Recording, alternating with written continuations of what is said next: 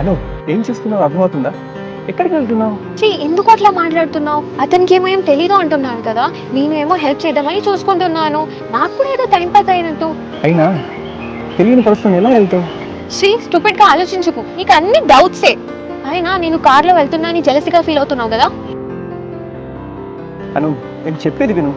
ఇంకా ఏం మాట్లాడుకు శ్రీ, సైలెంట్ గా ఇంటికి వెళ్ళిపో. ఈవినింగ్ 6 o'clock కి కలుద్దాం. సరే అను, నేను కూడా నీతోనే వస్తాను.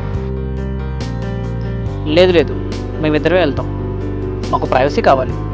కావాలంటే నీకు లొకేషన్ పెడతాను, క్యాబ్లో వచ్చి.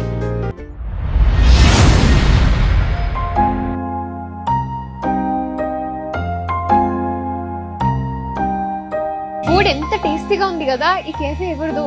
ఏ అది నాదే, ఇలాంటివి నాకు 20 ఉన్నాయి.